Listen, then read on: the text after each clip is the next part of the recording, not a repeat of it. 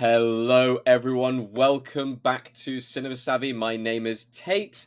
How are we all doing today? I am joined by two amazing guests. We are joined by Neil and we are joined by Aaron. That is Neil from Get You Comic Con and Aaron from Aaron at the Movies, respectively. How are we both doing today? Good. Yeah. I'm back again. People on the channel are going to be getting fed up with my face.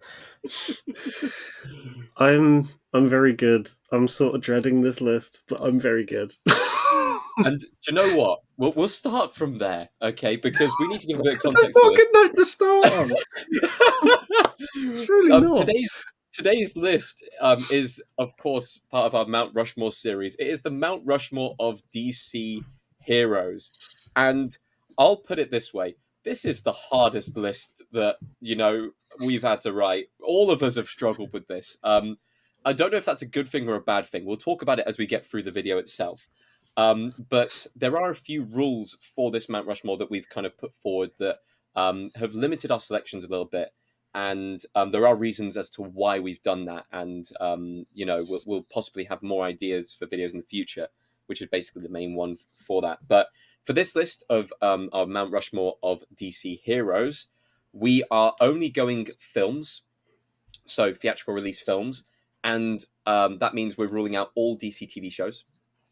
So anything that's done by the CW, any of the, Batman animated series, TV shows, however, Mask of the Phantasm, of course, was a film, so therefore you can have that as one of your picks.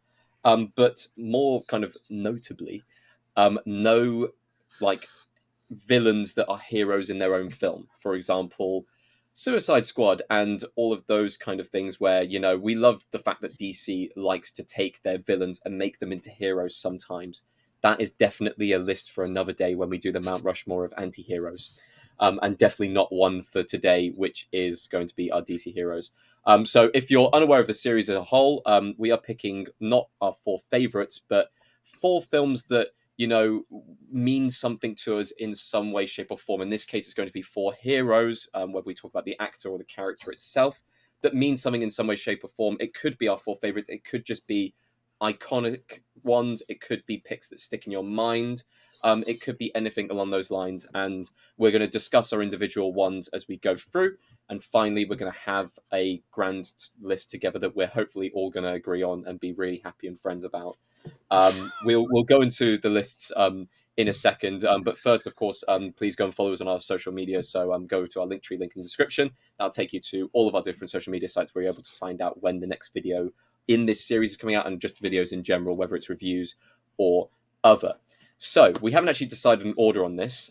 So would anyone like to go first? No. Would you like me to go first? I Yes. can kick this off if we want to. Okay. Definitely. So I'm going to kick this off with one which I'm going to go out there and say now I truly believe should be on every Mount Rushmore. And I'll be a little bit shocked if it wasn't on at least one other person's Mount Rushmore here. When you think of heroes in general, and I asked my dad this question, I said to him, what's the first thing you think of when you think of superhero? And his immediate response was, I think of Superman. And this is in the age of, Marvel dominating the box office. We've got so many different kind of shows about heroes and various different things going across kind of all of, cinema history. And when you think of Superman, I dare say you can't really think of anyone else other than Christopher Reeve in the original Superman the movie. You cannot think of anything else. And it's just the innocence of, my dad when he said he made people believe you could fly. And that's what it meant to people back in the day. That's what it meant to see this kind of godlike creature go and save the day and go out into the world and just be a hero. And Christopher Reeve, the legend that, he was, it could not be a more iconic role to an actor. Like, he looks like Clark Kent. When you think of Clark Kent, you imagine Christopher Reeve. Like, I know that Henry Cavill's had an amazing run, and maybe some bits, the original cut, the Justice League, where maybe it wasn't as, good with the mustache and everything like that. But when I think of Clark Kent, I think of Reeves. And when I think of Superman, I just have that iconic imagery of him in the suit. And I genuinely could not, it was the easiest pick on this list for me. It was the first thing that came to mind straight away. Everything else I had to really think about and kind of discuss in my own head. But I could not see a list which didn't have this performance and this character there as the first face, as the first head. Love that. That's yeah. And I think people forget that you wouldn't even have comic book movies if it wasn't for that. Obviously, there was the Batman 66 movie, but really, theatrically, this is the first big, major scale portrayal of a superhero on the big screen. So, amazing choice. Yeah. I'm really looking forward to the documentary as well. The documentary that's out later this year about him and his life looks absolutely outstanding. When's that coming out? So I believe for UK it's November the 1st, but it is also showing at London Film Festival on the 14th of October. There's another screening, but I can't remember what date, but the big one's on the 14th of October. Yeah, I've got that on my list for the festival because I'm just really intrigued by it. But I also agree. So emotional. Yeah, I saw. I think I saw a bit of the trailer and I was like, oh god, I'm not ready for this. But I kind of agree with what both of you said. I mean, no matter how many people play Superman, for some reason, every single time, I just always think of Christopher Reeve, even if it's Brandon Routh doing his best. You know, I think he did a very good job in Superman Returns, but no one goes to him as a definite. But unfortunately, he is just doing his best Christopher Reeve. So, you know, and then Henry Cavill, he's good, but again, even like animated wise or comic book wise, the first image I think of when someone says Superman is Christopher Reeve. Even if you haven't seen the movies, I feel like that is kind of the first image you have, unless you're way too young and you grew up with Henry Cavill.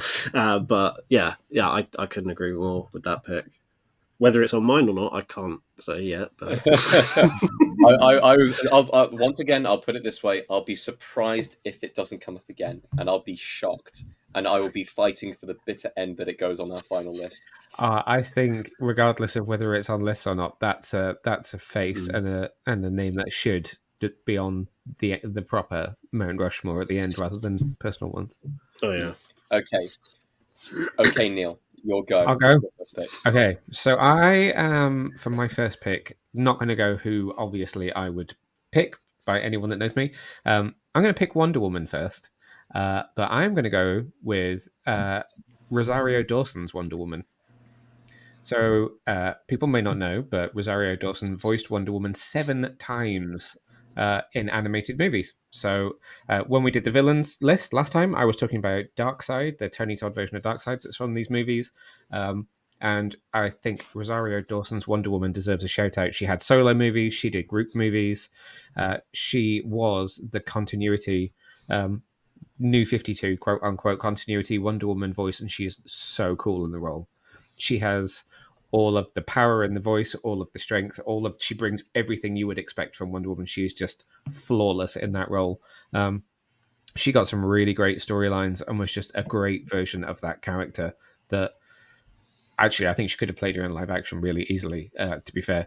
But just everything about her voice for that character was perfect Diana from the comics, to the point where I think she is the voice that I hear most often when I'm reading Wonder Woman in comic books as well. So she is my first pick. What's your experience of the animated movies? Have you guys seen many of them? Have you seen when she's played her? If you could name some, then I yeah. You know. So I'm going in reverse order because it's what's on my screen. So Apocalypse War was the last one she was in, which is when that continuity came to an end. Her solo movie was Wonder Woman Bloodline, so it was the second Wonder Woman solo animated movie. She was also in the Death and Reign of Superman animated movies. She was in the Justice League versus Teen Titans one. I was about to say she was also in the Lego Batman movie, but obviously that was a different character. So she was in, I think the first one she was in was Throne of Atlantis. Don't think she wasn't the voice of Wonder Woman in the first Justice League movie in that continuity, which came in from Throne of Atlantis onwards and was basically Wonder Woman in all the movies from there onwards.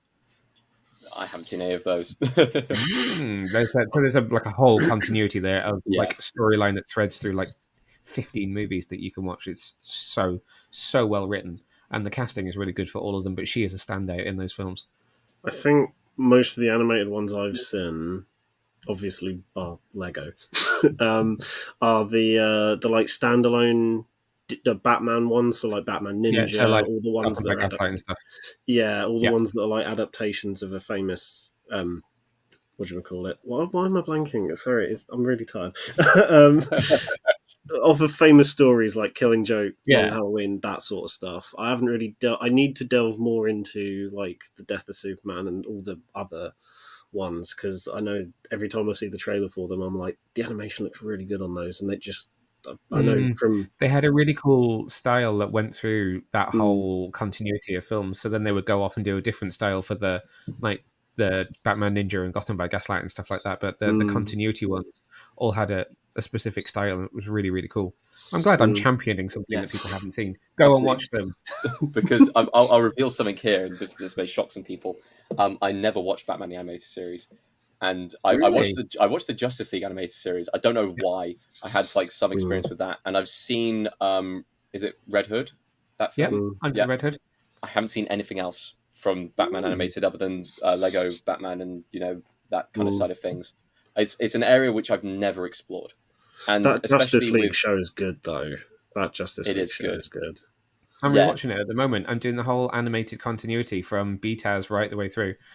well, seeing as Nice. this year we had X-Men 97, and that's Yeah. kind Mm, of got me kind of like, wanting a little bit more of, animated superhero nostalgia. I may go back and have a look. I may start with Batman animated series and then work my way through Yeah. the Justice League and go through all the films and everything like that, because that is something that I just never have explored down that route. I love my mm, animated films. I love my animation. I love my superheroes. So I'm surprised that that's never married up. But yeah, mm. that's just something that I've just never, Probably. But do you know what? That's an awesome journey to then get to even go on now that you've not watched it because there's so much there to uncover. Oh yeah, Mm. I'll have like a year's worth of stuff to get through. Yeah. Okay, Aaron, your first pick for your Mount Rushmore. So going off of Neil's pick, I'm going to keep it in the realms of animation, and I'm going to go for my only Batman pick of my list because I wanted to keep my list as varied. Like we said at the start, I don't want like 3 or 4 Batmans or 3 or 4 Supermans. Um, and when I was rethinking back to who's voiced Batman in terms of the ones I've seen and who's done good jobs of them, there's a lot of really good voice actors that have played Batman in the past.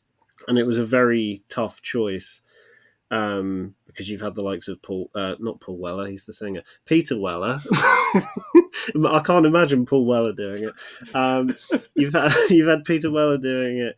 You've had Bruce Greenwood doing it. You've had Jensen Ackles doing it for Long Halloween, which I think is a very underrated version of it. But because I've found the loophole with we can't do the TV show of Batman the Animated Series, but we can talk about Mask of the Phantasm, which is my favourite animated Batman film, I'm of course going to choose Kevin Conroy.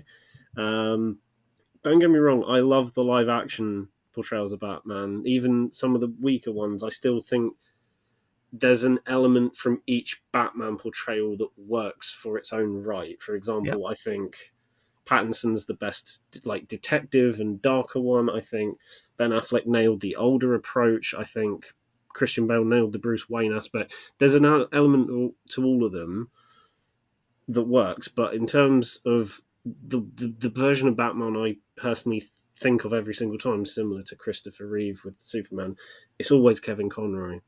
And I, similar to you, Tate, didn't watch the animated show growing up. I came to that very late, but I grew up playing the hell out of the Arkham games.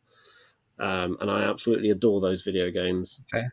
And I just, every time I read the comics and then having seen the animated show and then seeing Mask of the Phantasm, every time I read the comics or just think about Batman, he's a bit like Mark Hamill with the Joker. He is the first voice that Mm. comes to my head when I'm reading his lines. So it's a bit of a loophole, but that's my first pick.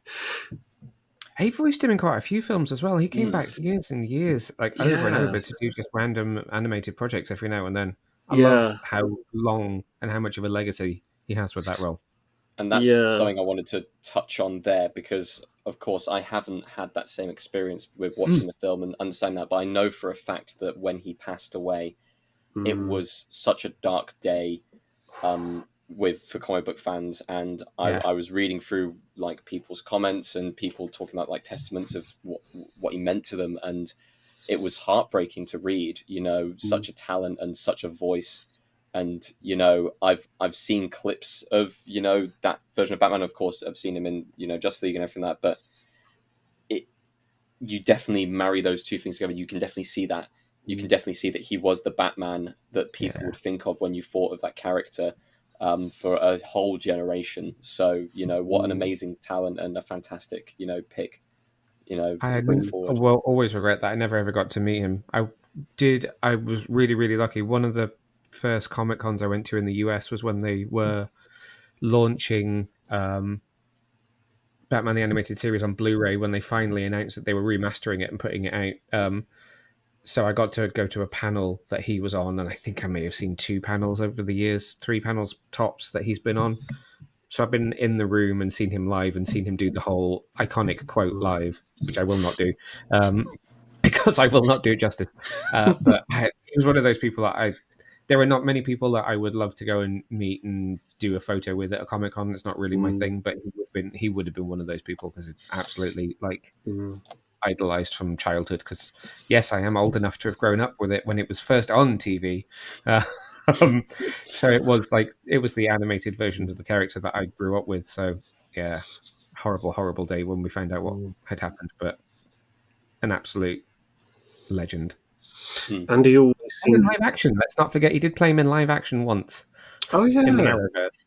I completely forgot about that. I was just going to say as well. He always seemed like he just understood the community and the fans as well. Like, there's not Mm, many. I'm going to butcher words here, but like sometimes someone might play an iconic role and then might get very like snobbish or snotty because they're in that position. But him and both Mark Hamill, I guess, always seemed very like open to yeah. embracing that community, and I think that's always just something on the side that I've always really appreciated as well, other than the fact that he's amazing at voice acting in the role, and just something Yeah. that always stuck with me. Not long before he passed, he wrote his first, I think it was his first comic story. Mm, I don't think he'd ever done it before. And he wrote a short story that was in one of the DC Pride specials because not many people knew that he was gay. And he wrote this whole story that was about how his life and childhood and career mm, had kind of been steered by the things that he could and couldn't do and didn't feel comfortable saying about himself at that period in Hollywood because it just wasn't something you would outwardly talk about. mm. Um, and how that led him to Batman and how his Batman was inspired by a very non-Batman real life story that he had come from. And it's a really, really hard read, but it's brilliant at the same time. I did not know that. I think it was I genuinely didn't know DC Pride 2022, it might have that. been Mm, 21 that it's in. But it's a really, really special read if you dig it out and can find it. Fantastic. I didn't know that about him at all, so that's really cool. Okay, moving on to my second pick. I'm going to keep things animated. We're going to do a whole kind of Ooh. circular animated motion here. I know there are. I mean, I feel like there's only one other kind of avenue of animated we haven't really talked about, and that's Lego. And I love my Lego. I love my Lego. I grew up with Lego, and sadly, I don't have any in my room at the moment.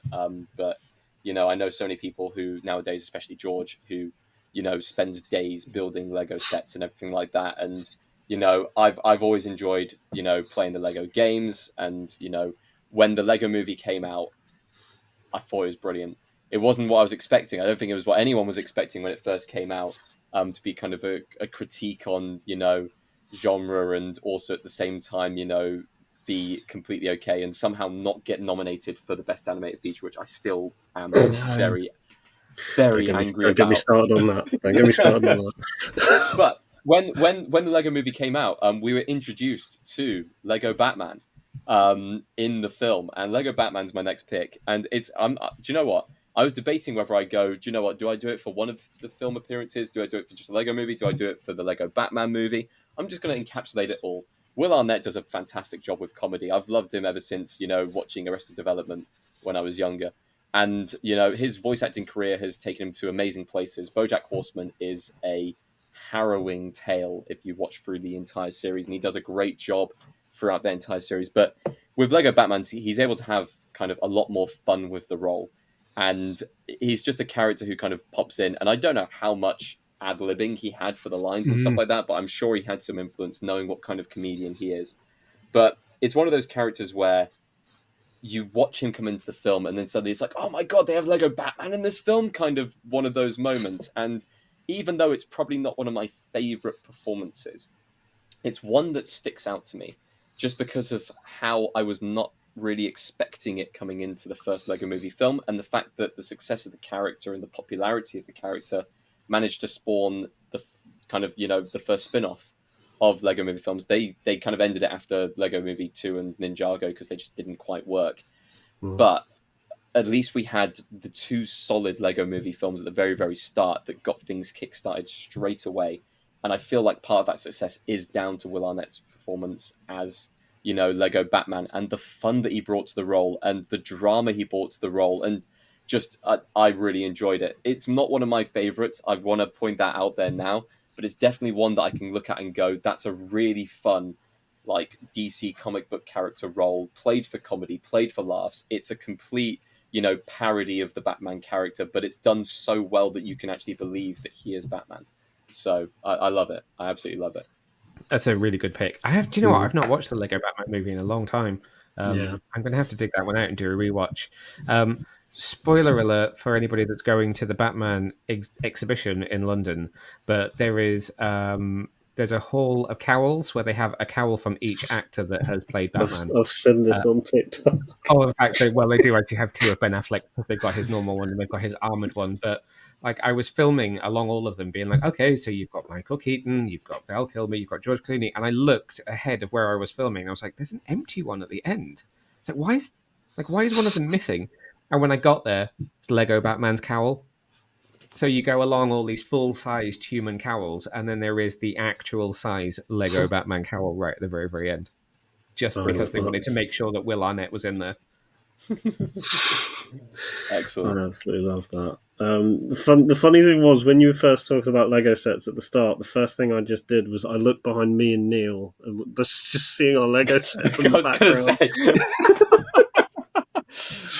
Yeah. It's like, what? Oh, no, Lego. Oh. 66. Oh, but I'm just itching to break into that box behind me, but I can't quite yet. Yeah. Got to wait till tomorrow.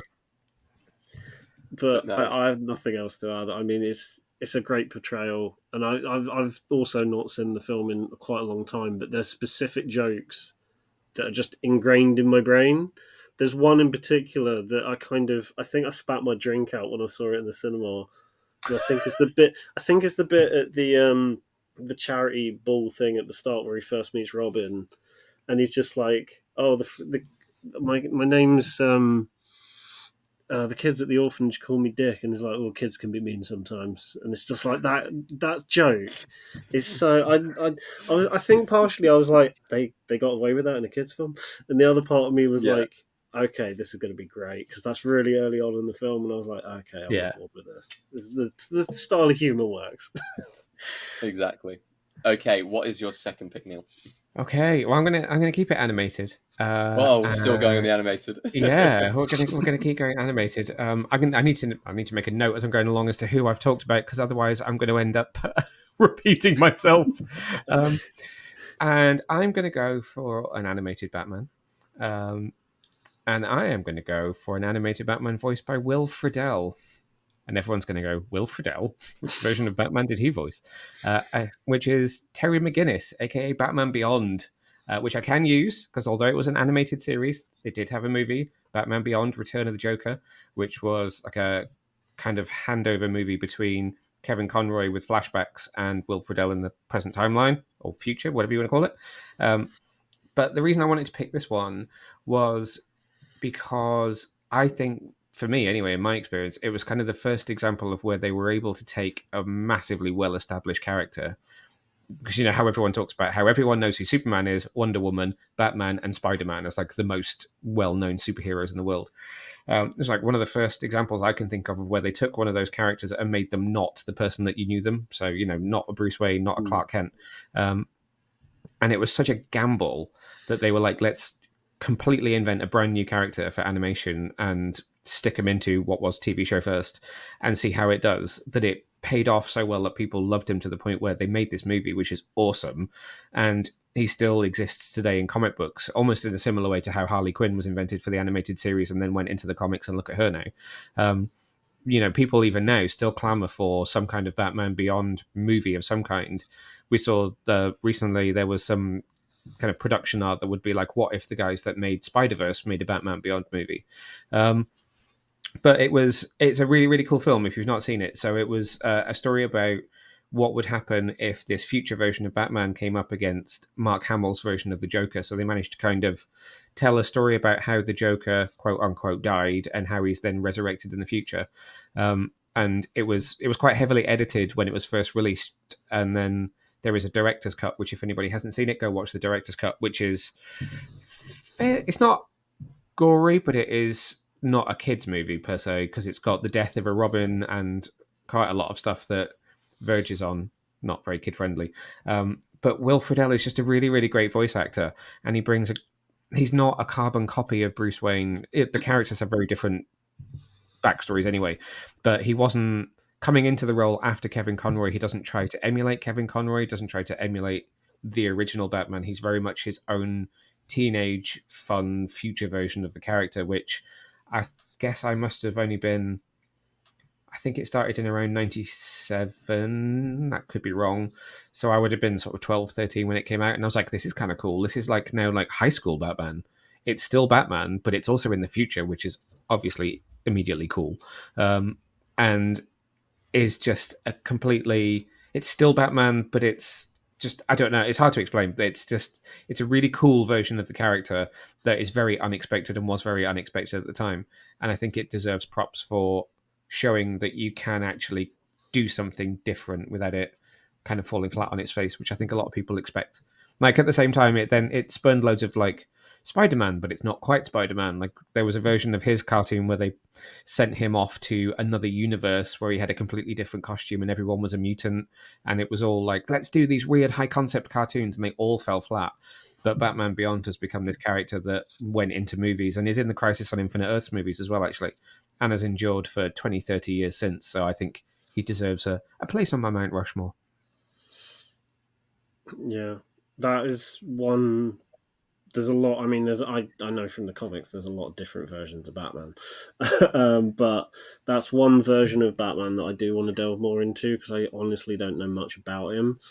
Although I did see the test footage of that Spider-Verse style film, and I kind of wish it looks so good. It looks so good. I wish we got it. I really want it now. And his costume ended up being so again, if you've not seen him, his costume is kind of all black with a red bat on the chest. And it ended up becoming the inspiration for Batwoman's costume in the present day in the comics. So when you like the version of her from the TV show where she's black with the red bat on the chest, it was kind of inspired by the costume design that is Terry McGinnis's for Batman of the Future. It became a lot bigger of an inspiration than I think anyone ever expected that this weird cartoon would ever become. Well, once again, not my area of expertise at all, but I have heard of Batman Beyond, and I've definitely seen that imagery. So I can imagine just the iconic imagery of, I think he stood on like a tower at the top of Gotham, and it's just the red across the chest. Yeah, I've seen that. So, even though I haven't heard the voice and I haven't seen, the film itself, I could definitely see that being, because it's an iconic image in my mind for Batman. I haven't even seen it yet. So, that definitely sticks forward to me. Yeah. Okay, Aaron, what is your next pick? So before I get into my pick, I just wanted to say that even though I haven't seen that Batman Beyond film, I've seen the cover, and that is etched in my brain, the bright green Joker face in the background. The big green Joker face, it's quite an iconic image. Yeah, A lot of people do know that without having necessarily seen the film. Yeah. yeah. Some really random casting in it as well. So, Mm, like Melissa Joan Hart's in that film as a random, like completely secondary villain that's like a mm. sort of future-ish version of Harley Quinn. It's Oh wow. some really interesting casting in that film. Hmm. I will get around to watch it. There's a lot of DC animated films I'm as I'm going to make finding you out a now. list. Thank you. That'd be really helpful. For my next pick, I'm going to veer away from animation because none of my other picks are animated. So yeah, but I knew as soon as Tate asked me to be on this episode is that I knew I wanted someone from Zack Snyder's Watchmen because Nice. say what you will about Zack Snyder, but I personally love his version of Watchmen. I don't know what it is. I don't know. Yeah, it's a little bit style over substance, but I don't care. I love it. I think it's gorgeous, and I think a lot of the casting in it is great. And it was a really tight toss up between Jackie Earle Haley as Rorschach or Billy Crudup as Dr. Manhattan. And I genuinely didn't know which one to go with. But then I thought to myself, in a lot of ways, Rorschach is very Batman. In a lot of ways. True. Yeah. So for that reason, I was like, I'm sorry, Rorschach, but it has to go to Dr. Manhattan. There's a couple of reasons here. First of all, for the actual film, I think Billy Crudup does. I don't think he gets enough credit for what he did with Doctor Manhattan. Like I've seen some people complain that he's very monotone and very bland, and I'm like, that's kind of the point. And I think he does a lot with very little. And again, because he is mostly CGI for the majority of the film, he shows a lot of empathy and emotion through that. And one of my favorite sequences in the entire film, and it's probably one of my favorite sequences in any film, is that whole 20-15 minute segment where you learn like the origin of Dr. Manhattan from the moment he disintegrates all the way through to him like rematerializing. That whole bit, perfect. It's gorgeous. I love it. And again, I think part of that works because of his narration during that bit. I think it works because of his performance during the thing. The visuals are obviously gorgeous. But then going away from the film, I think it makes sense having Dr. Manhattan in the Mount Rushmore, whether it be mine or just an overall one. Because even though a lot of these characters that we mentioned, like Superman, like Batman, are instantly recognizable as like world famous superheroes, Dr. Manhattan weirdly, like I could bet you a lot of people could recognize if you just showed them a picture of Dr. Manhattan, they would Yeah. instantly recognize it. They might not necessarily know it's from Watchmen, but they would know, like, oh, it's the blue guy with the atom symbol on his forehead. Like, I know that. And there's not a lot of characters, especially from, even though Watchmen's quite well regarded as a graphic novel, I would still say it's relatively obscure, at least to like most general audiences. But the fact that Dr. Manhattan, and I guess to an extent Rorschach a little bit, are as recognizable as they are, kind of stands a testament that like they're more recognizable than the Watchmen brand, even though people know the smiley face. But yeah, those are my two reasons for choosing Dr. Manhattan. It's Billy Crudup's performance in the film. I think he does a brilliant job, and I think it's also the iconography of the character. Yeah. Plus, he's overpowered as fuck. Oh, He just unbelievably. is. Unbelievably. And, great acting performance. Like a really good, solid acting performance. And I had a very similar debate in my head between those two characters, and I'll come back to that in a minute. But it's one of those, like you said, it's iconic. You can just see the image of Dr. Manhattan. You immediately know who he is as a character. But more importantly, we've had one film iteration of Dr. Manhattan. We've had a TV one, and I haven't quite yet seen the series that's currently going through, right? They're doing a series. There's an animated movie that's out in the US, but it's not out here yet. Yeah. So it's like a But two-parter. isn't it segmented, or is it just a two-part It's thing? two-parter. Yeah. It's a two-parter. But I will always go back to Crudups because that is such a fantastic performance. And I will say, I know this is film related, but while we're on the topic of Doctor Manhattan, the HBO miniseries Oh, also but did Doctor Manhattan really well as well. Really well. Yeah. Yeah, I'm going like to say that the HBO miniseries did everything really, really well. And if we were allowed yeah, TV picks, and if we go back, and I'm sure one day we will do a DC yeah, TV kind of, or mm, DC kind of series and stuff like that. Um, yeah, I'm going to have Angela Obar in there. I'm probably possibly going to have Dr. Manhattan as well from that series because they were both fantastic yeah. characters. There's one character in particular. If we ever do that in the future, that I would probably have. I've blanked on the actor's name, but it's Rorschach with a shiny face. That's the best way I can Oh, Tim describe it. Blake. I've forgotten Is it. that Tim Blake Nelson's character? That's the one. Yeah, I forgot the Yeah. character Yeah, name and the actor name. I forgot the character name as well. But like there's a lot that I could go on for ages about that series. I think it's bloody brilliant. Uh, God, probably gonna watch that at the weekend. I'm just gonna Yeah, watch I might as well actually. it. And it doesn't get enough credit. Like no one talks about that miniseries anymore. Like it No. came. A lot of people No. talked about it, and then Didn't the nothing. showrunner like they were offered a second series and they just went, no, I've told Yeah. my story, I'm done, and I Yeah, respect that so hard. yeah. Damon Lindelof was very like That's it. Yeah. sticking to his guns, and to be honest, even though it does leave a lot of things very open at the end, I can't really see how they could continue it. It wraps Mm. up everything kind of from the graphic novel quite nicely, and it's also its own story quite nicely.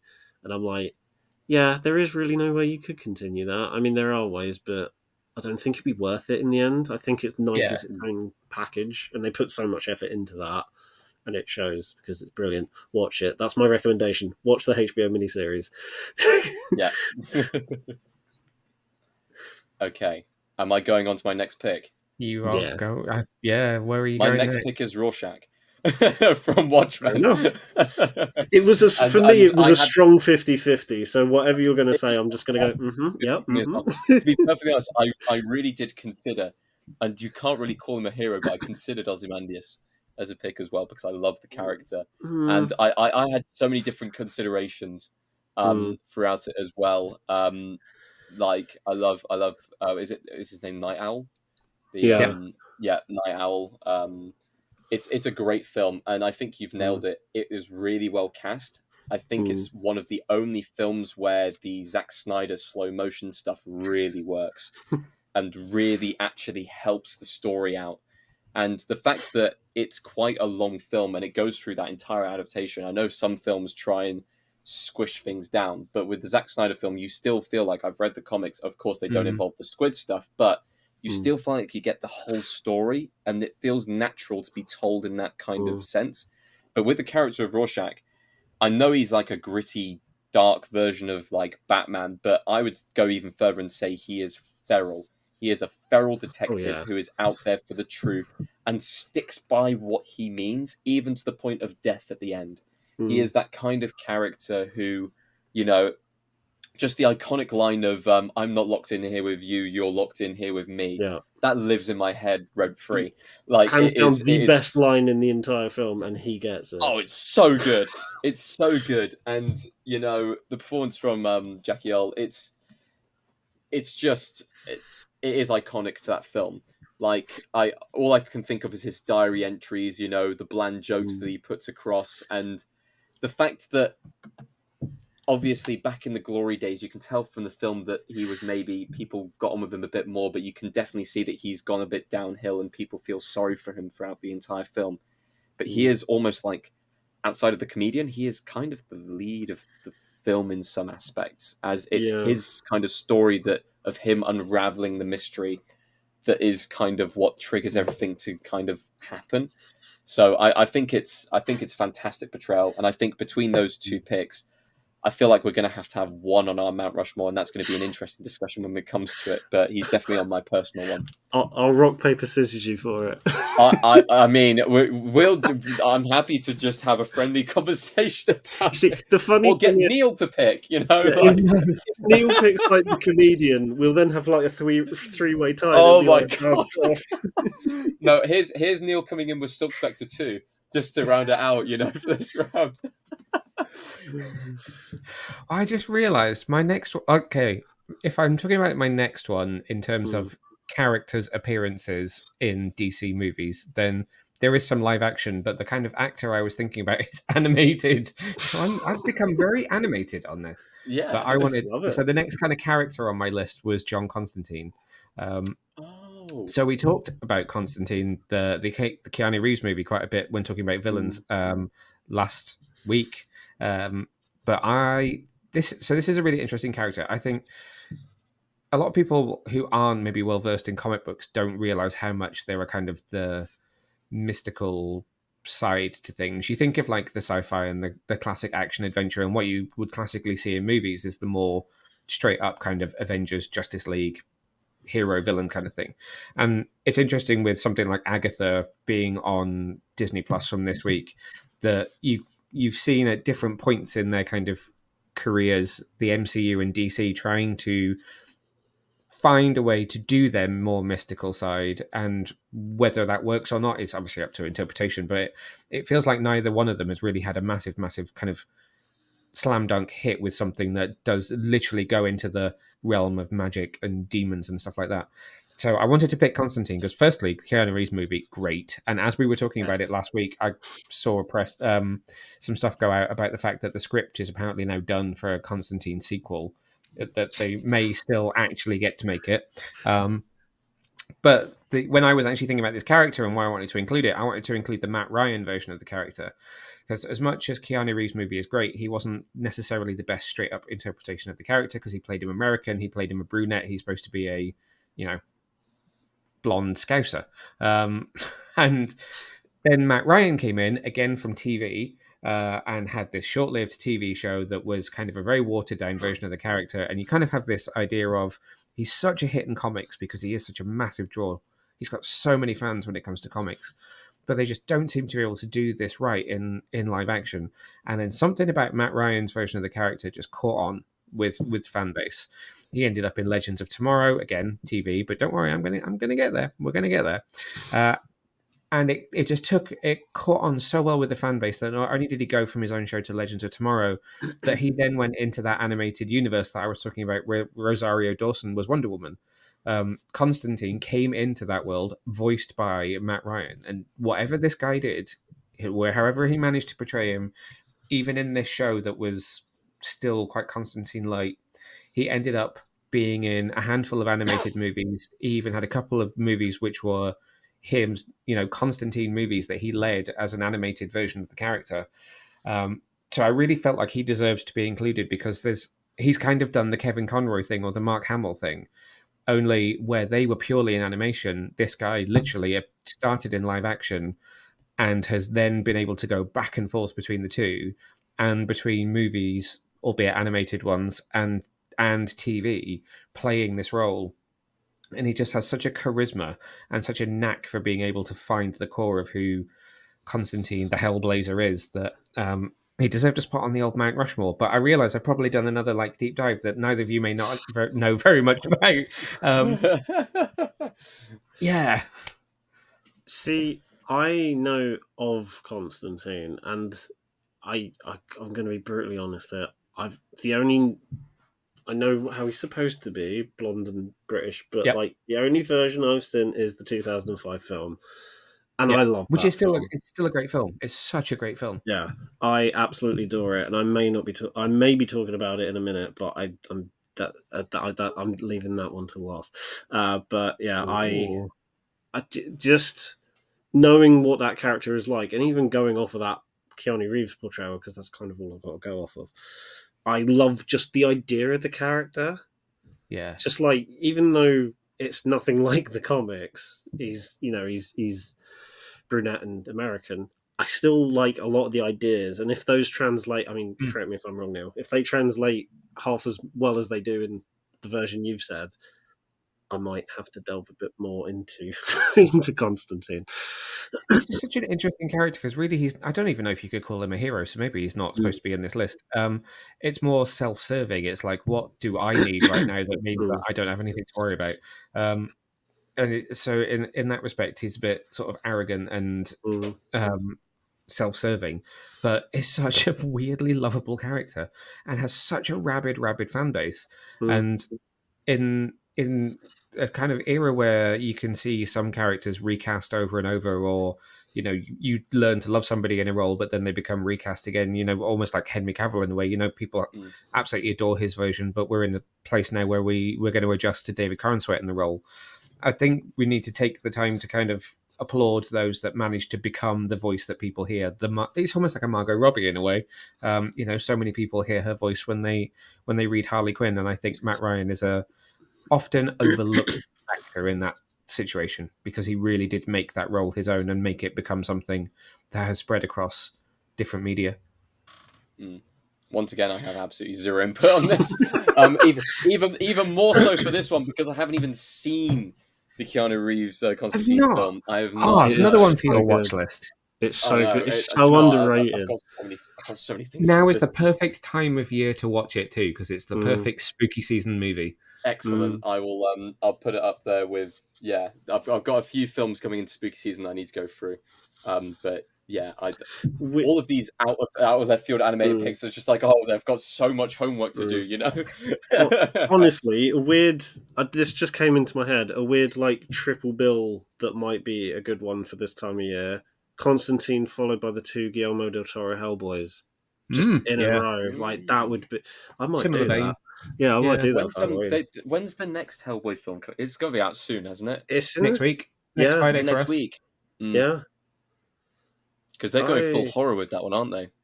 Yeah, Yeah, I am not Mm. optimistic for that. I like do the. you know what?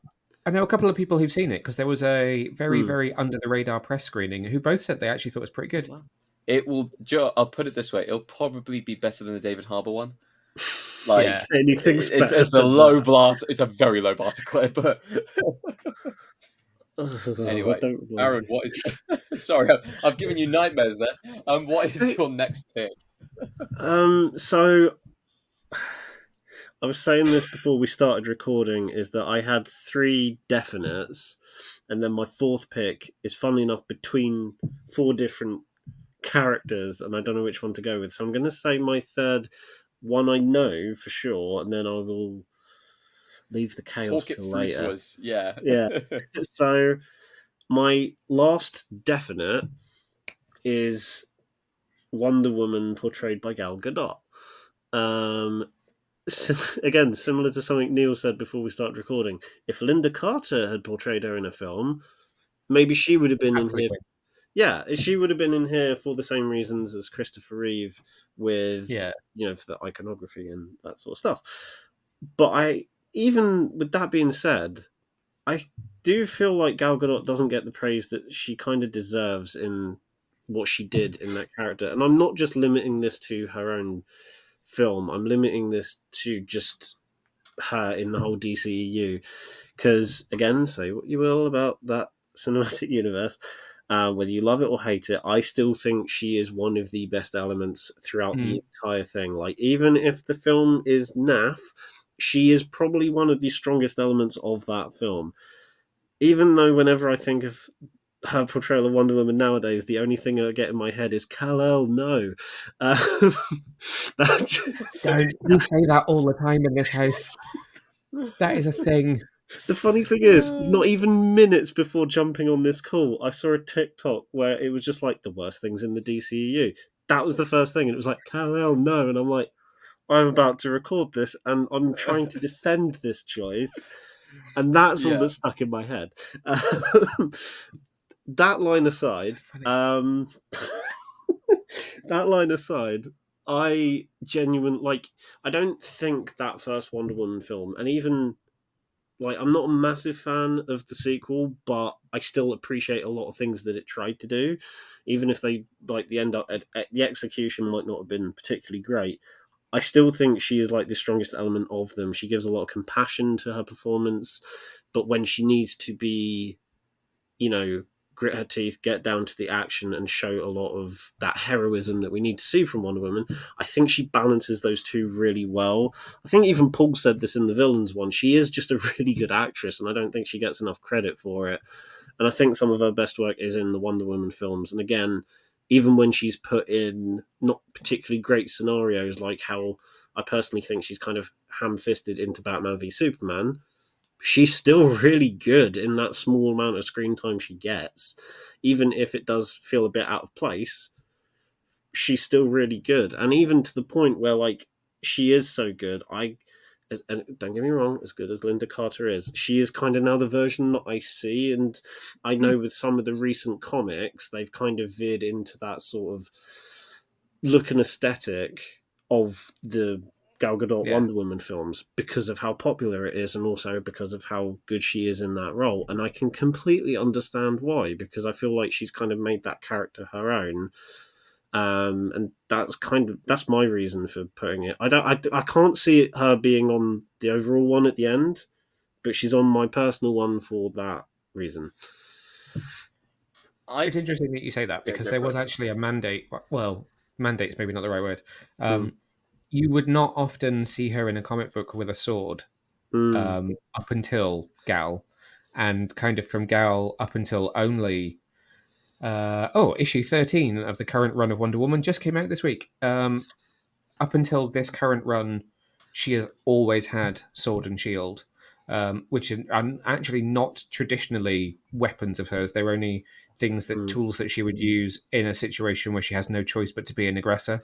But because those movies kind of paint her as more of an aggressor than the character classically is, that did, exactly as you said, it translated into comics, and they finally just moved away from it back to the more traditional, I have the lasso and I don't have weapons unless I'm forced to use them kind of scenario. I really like that you picked her. She was on my list as well for very similar reasons, that I think she is overlooked sometimes, but was really great casting in that role. You will see on my fourth pick, when I go through the list of ones that I want to choose but I don't know, you'll see that there's a lot of like, oh, I could have swapped this out for that, and I could have swapped that out for this. But I feel happy with, especially being the DCEU pick, I feel happy that she's the one that's kind of stayed. Again, don't get me wrong, Henry Cavill's very good, Ben Affleck's very good, Jason Momoa is very good, but I feel like she's the one consistent throughout Snyder the entire was really thing. good at casting. I think people don't give him enough credit for his casting. Even, and again, like looking at Watchmen and look at most of the movies that he's made, regardless of how you might feel about other aspects of his movies, I think casting choices have always been really, really good from him. Oh yeah. I don't know what it is, but she just seems to get it as well. I know she ended up being quite good friends with Linda Carter, I think. But there's something about, and Linda was just like the ultimate. She just totally gets it. But Gal got it as well. And so even, I think I still get chills now when I see that moment from the first film when, the rise up in no man's land and the bullet is just an incredible moment on film. Like, again, regardless of what you might think about that movie or the sequel or any of that era of movies, there are some really amazing moments on film, and that is one of them. That is pure. That's just Wonder Woman right there. It's not even Gal in that moment. It's just Wonder Woman. I'd say she absolutely embodied the character. And I think what's most telling about all of this is she is the only running thread that has remained throughout, kind of, apart from maybe Harley Quinn, you could say, who's been in multiple films and appeared as kind of cameo performances in other films. You will always have Gal Gadot appearing in a film. It became a joke when it came around to, the second Shazam film, and when it came around. Was she in Black Adam as well, or did she appear for like half a second or something like that? But I know that throughout all of the films, she just randomly pops up, and it's because she's probably the most bankable character, the most consistent character out of all of them. And, I found it really hard. She is, yeah. She is in The Flash. That's the other film that she was just randomly just in, dropped in. it's really interesting that she's the character that's kind of stayed along with those. And, Mm. you know, I mean, sure, you get Ben Affleck coming back every now and then, but you can always kind of expect her to show up at some point because she is a character that has embodied herself into that universe, and people recognize her just by seeing her. I know a lot of people will have only seen the Wonder Woman films, will look at Gal Gadot and go, "That's Wonder Woman," and that shows that, you know, you've done that role for that character and you're kind of synced with that. And, you know, she is definitely iconic from the new DCEU. I couldn't actually bring myself to picking a DCEU character for the list, just because I feel like there have been other roles that have been done by better characters. I had it with my Christopher Reeve pick. I'm going to have it now with my Batman pick, and it's my Batman. It's the Batman that I grew up with film. And do you know what? I feel It's like George Clooney. if George was here, he would back this pick 100%. Hi, Freeze. I'm Batman. It's Christian Bale. And do you know what? I rewatched Batman Begins the other day, and I see it. I absolutely see it. I know that a lot of what's to do with the film is a lot of what Nolan did with it, but, you know, Christian Bale as an actor is phenomenal. He is able to get into any role. You watch it from his early career, all the way through to now. You can throw him into any role, and he will always put on a good performance. And with the Batman films, they were an amazing set of films. I'm going to go ahead and say all three of them were thoroughly entertaining films, even if the third film was a slight downgrade from the previous two. But just watching Batman Begins, he nails the character of Batman so well. He brings that kind of action to it, which maybe wasn't there from the previous ones that went more of the comedy route, or maybe even went more of kind of the dark brooding route. He just has that character of Bruce Wayne, as well as like the billionaire who doesn't really care and doesn't really play it that way. It's a brilliant performance that evolves throughout the entire films as well. With this character, you've got a bit of longevity, so you can see that evolution of the character and of the role.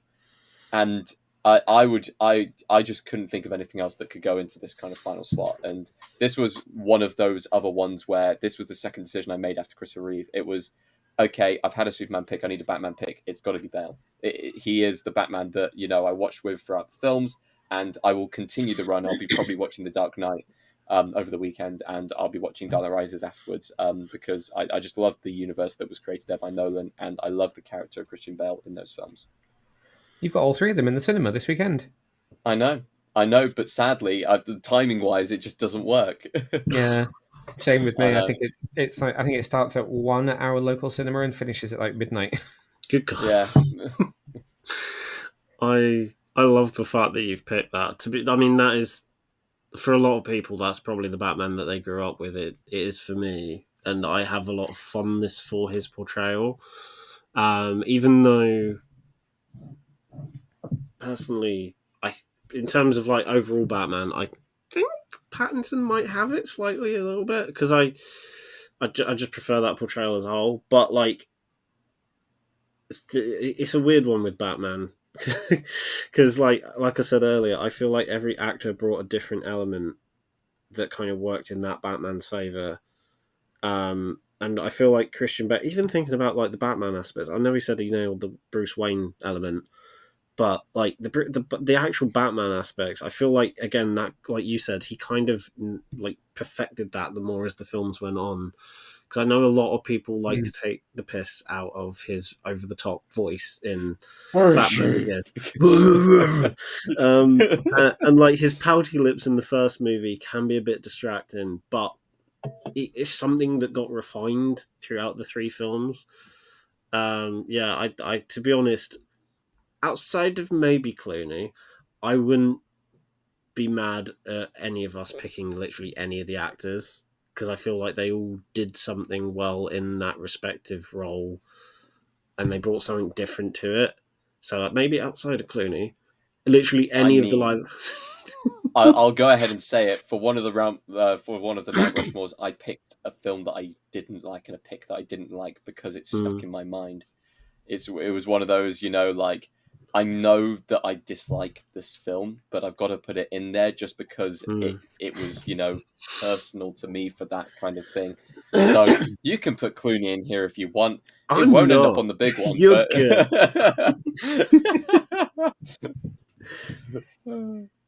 but We both kind of segued into my final pick perfectly, which is Batman, just in general. And I can't really pick one, to be honest. Yes, I could. If you held a gun to my head, then I absolutely could, because it would be Michael Keaton. there But you in go. terms of, because I'm old enough to have watched it,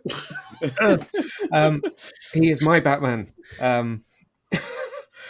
But all of them, even including Clooney for me, have like positive aspects in some respect.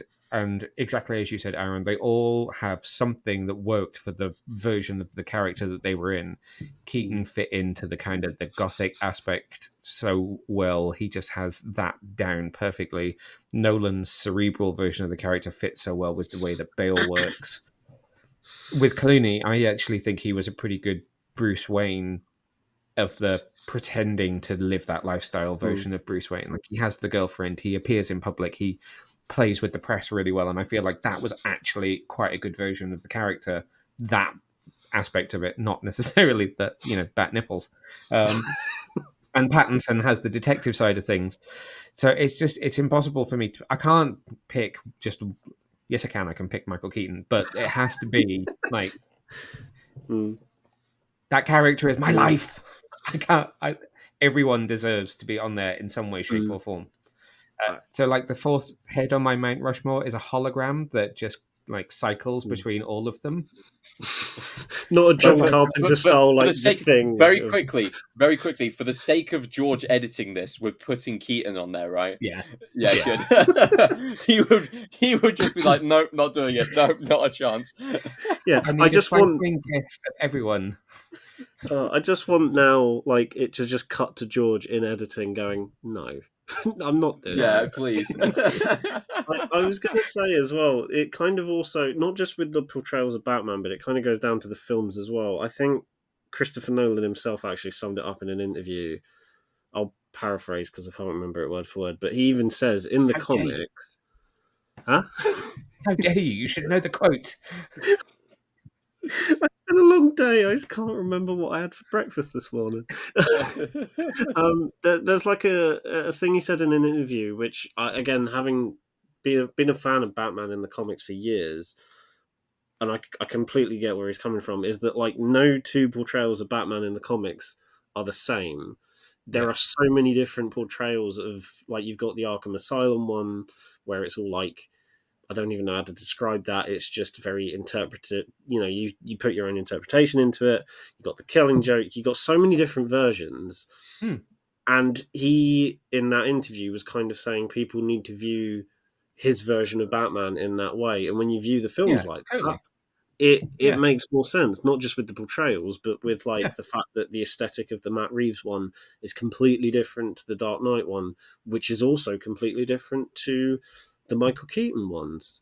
And I feel like that kind of best explains not just the films, but also the different portrayals we've had as the actors, because they're all doing something different. Like we've said already, they're all bringing their own thing to the character. Even Clooney and Kilmer and Keaton, they're all bringing something to it, and it's all slightly different. And I love the fact that we have those different portrayals. Like, not one of those portrayals is the same as the other. They're all different in some way, and I kind of love that about the Batman films, just as a whole.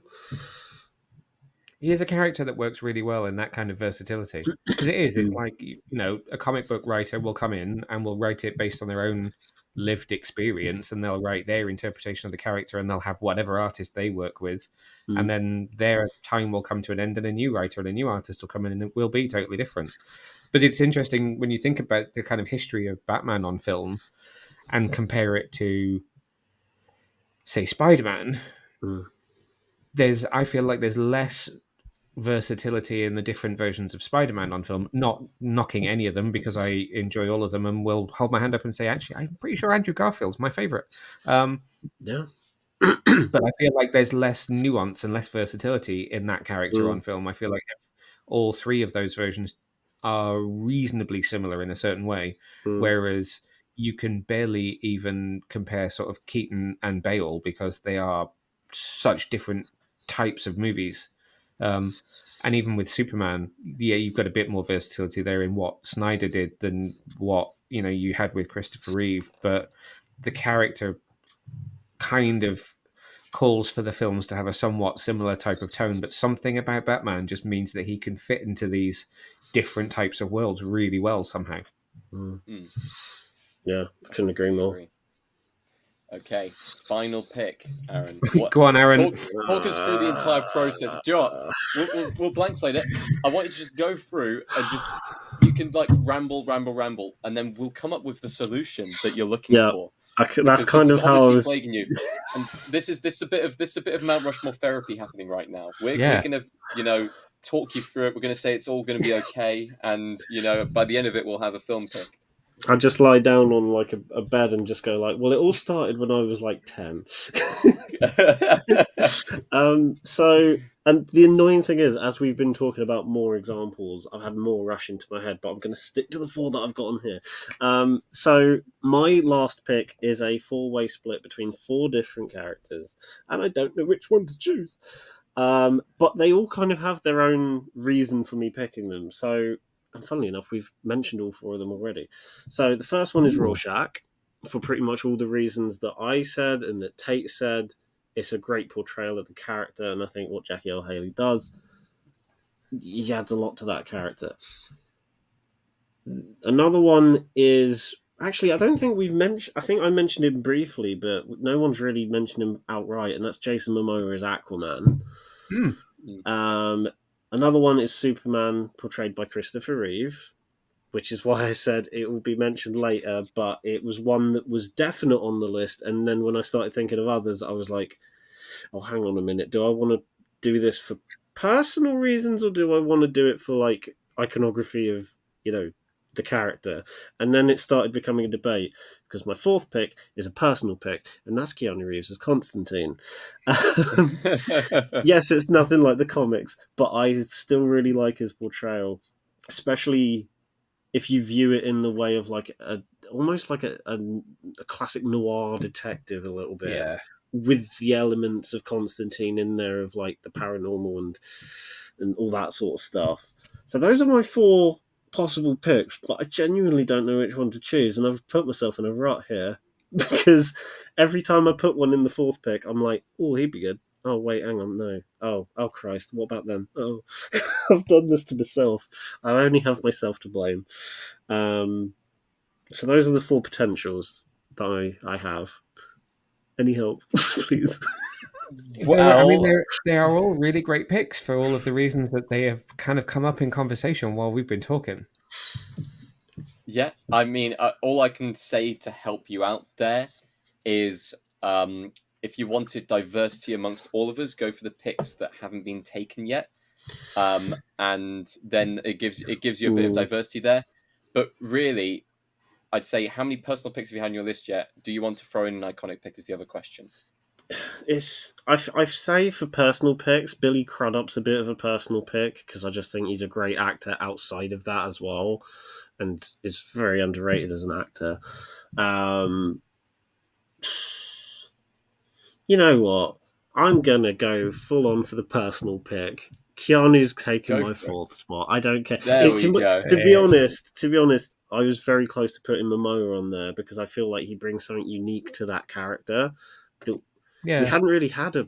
Has there been a live-action portrayal of Aquaman before? The only one. There was a version of him in Smallville. Yeah.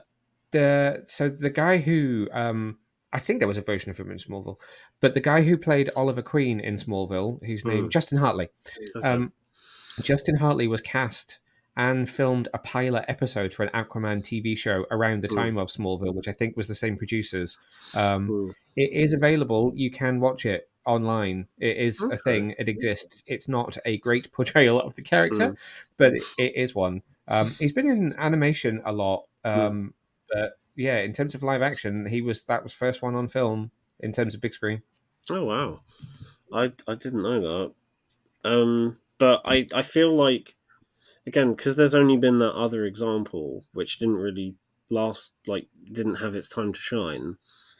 I feel like whenever someone talks about Aquaman, the first thing they're going to think of is Jason Momoa's portrayal. Also, I have personal preference because I remember watching him when Stargate Atlantis was a thing, and I will forever love him for that. The sod Game of Thrones. But yeah, I'm going to go with Keanu Reeves. For personal preference, it's nothing like the comics, but I don't care. And Well, for the that's same reasons as you were just talking about Batman, it's just a different writer and a different interpretation. Yes, it does yeah. step a little bit. It does step a bit further away, but Mm, in the same vein as like a Gotham by Gaslight, it's an Elseworlds version where he happened to yeah. not be born in Liverpool but be born in America somewhere. Yeah, Yeah. I also want to just put in as well. That was kind of the decade where people were kind of almost kind of picking on Keanu Reeves as a bad actor because he would be Mm, kind of the same thing in a lot of his films.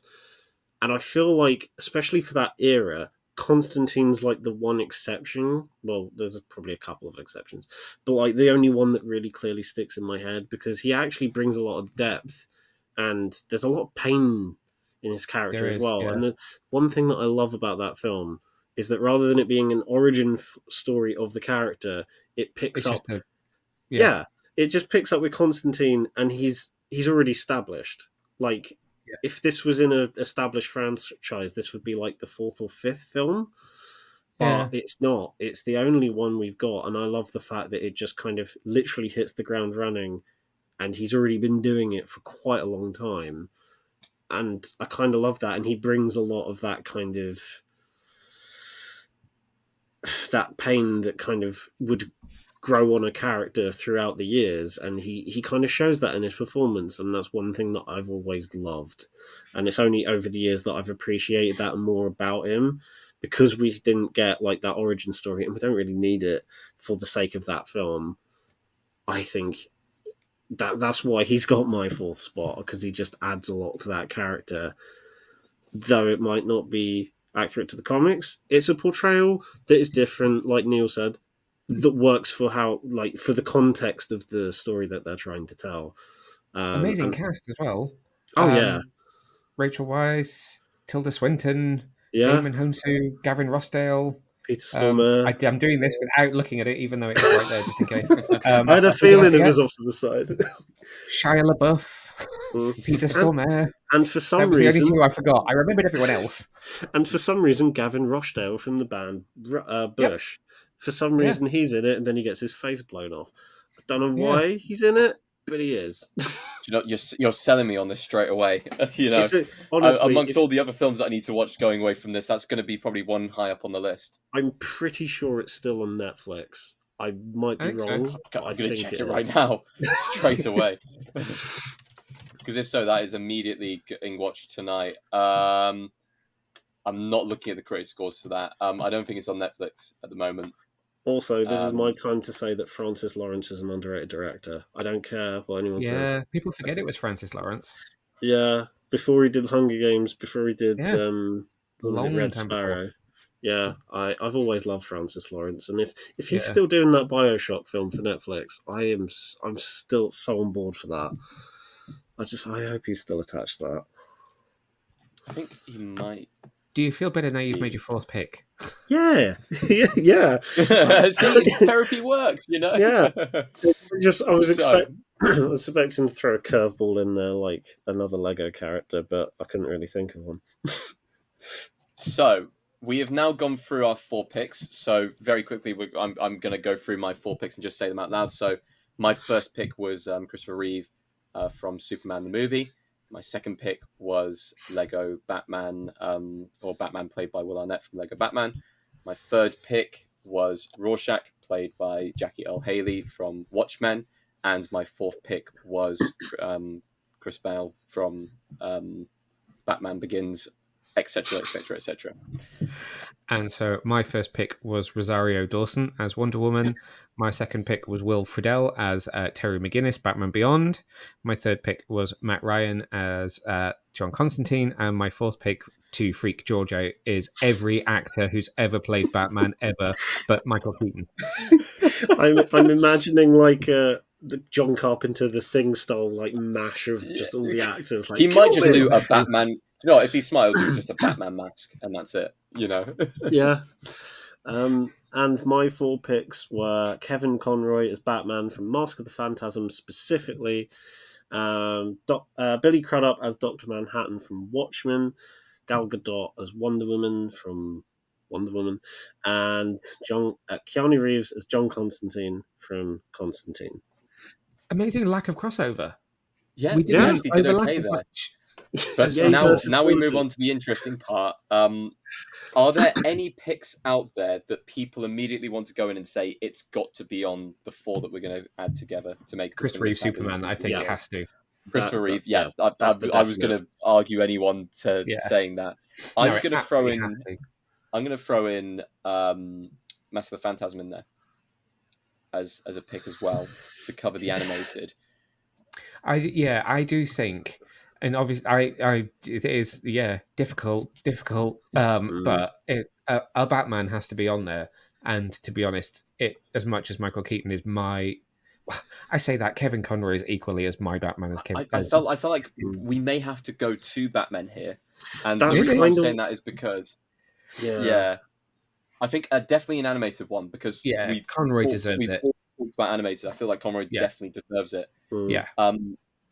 So are we all agreeing on those first 2? Yeah, I was gonna. I was gonna say like maybe like Kevin Conroy for the animated, but then if we do a live action one, who the hell do we pick?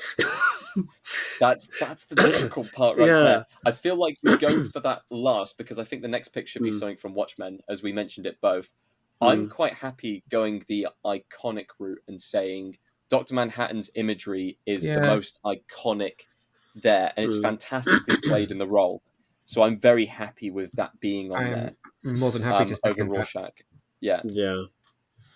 So now we have the final spot, which could not go to. It could go to something different from Batman. We could go for the Constantine pick. We could go for anything else we've mentioned. I was gonna say, just before we get into like a Batman debate, is there any other like random character that we've not mentioned at all that could possibly count? Or is there one that we haven't put on any of our lists that could possibly just sneak in at the last minute and take it? Ezra Miller's Flash? No. Halle Berry's Catwoman? What? Ryan Reynolds' Green Lantern? I was going to put that on mine as a joke, you know. Helen Slater's Supergirl is a great version of a character as well. Even though that was kind of a one and done film, she was brilliant in that role. I guess as much as I feel like there could be another Batman up there, part of me wonders whether Wonder Woman should be up there. Yeah. It's a tough one. It's really difficult. It really is. Because the thing is, as well, I'm also trying to think of just other characters we could pick, but like the only real option, and I don't want to kind of bottleneck us into something, but like the only real options we've got are either one of the live action Batman or possibly Wonder Woman. Because even the other ones I'm thinking of, like Jason Momoa's Aquaman, or even Ray Fisher's Cyborg, which I think is the best element of Justice League. It's like those are good portrayals of those characters, but like, are they strong enough to be put up there? And when I really think about it, I'm like, not really. And you kind of want a final pick that encompasses DC as a whole. Yeah, if you're trying to say these are like the 4 pillars of DC on film to this very point, they're as great as they are, there will be other versions of those characters that will come that might have a chance to do more with them or do better with them. And I think going back to what we were saying about Wonder Woman being the through line of the DC EU, I feel like if you were going to take someone from that era and put them up there, she would be the one because she is so iconic in that role. And arguably, you could say that she is one of the main three. And if you're going for the main three, there you've got Superman, you've got Batman, True. you've got Wonder Woman, and Do you then want you've the got the Doctor Trinity? Manhattan pick, which is completely from the outside. Mm. So I mean, it was kind of. We may have just talked ourselves into it. I mean, it was floated between you two on the list. And as much as I'd love to throw in an extra Batman pick, I think we would be arguing. This video is an hour 20 at the moment. We would be going until 2 hours if we had to try and decide another Batman pick. And realistically, I think this balances it out well because for a Mount Rushmore to kind of say what is the most kind of iconic or people's favorites or things that stand out over time. We've covered pretty much every single era there. We've covered, we've covered the original kind of run of comic book movies. We've covered the animated stuff. We've covered the kind of early 2000s to kind of before the DCEU kicked off. And then we've covered the DCEU. So we've covered all elements of DC there by picking those four. Dare I say Batman might even need its own Mount Rushmore? Oh, totally. Yeah. Oh my, encompassing animated and live action. So that would be like a brawl. I feel like Batman characters could definitely do one. Like whether you go villains, heroes, the rogue gallery, or betrayals and stuff like that. There's so many different things. Batman is just it's one of those, where he has garnered the most kind of, diversity within the characters and everything like that. So just to confirm our Mount Rushmore here, we have Christopher Reeve, Superman the movie. We have Kevin Conroy from specifically Mask of the Phantasm because, wasn't in the animated series, wasn't a film. We have Billy Crudup from Watchmen as Dr. Manhattan, and we have Gal Gadot as Wonder Woman from the DCU and Wonder Woman kind of in general. I wanted to specify just Mask of the Phantasm as well because I've just got a bit of a grudge against the Killing Joke adaptation. I just personally have a bit of. Aaron, the video was going to be an hour 20. It was going to be an hour 20. That's partially what. Like, I like the animation. It's don't go there. Don't go there. Okay, I will. We were so close. We were so close to cut that closing out. up. George, cut it out. I like the you story. You I can do just don't another hour like on the that film. Do you know that can be solved with a post discussion thread in the comments with people commenting along.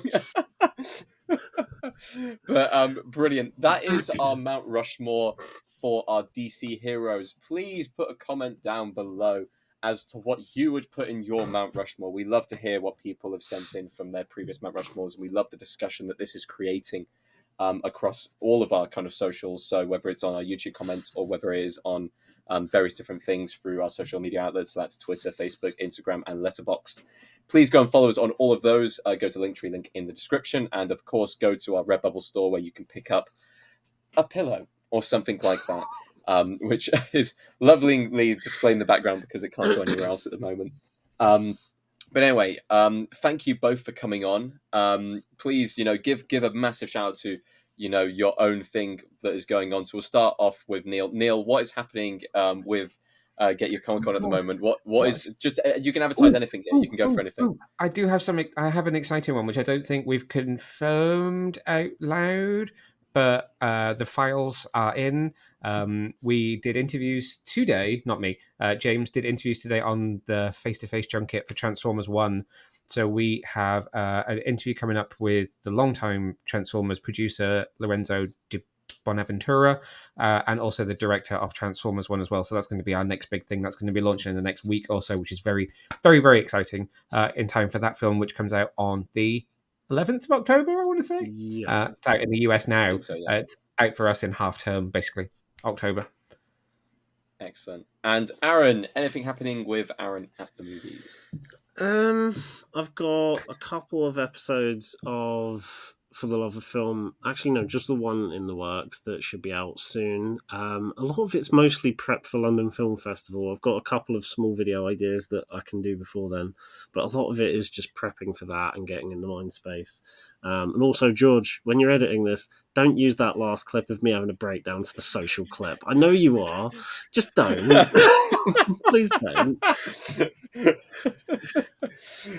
Anyway, brilliant. I'm sure George is going to have loads of fun editing this video with all the different things that have happened in it, including the multiple Batman pick as Neil's final one on his Mount Rushmore. Anyway, thank you ever so much for watching. This has been such a fun video to do, and we will see you on the next one. Thank you.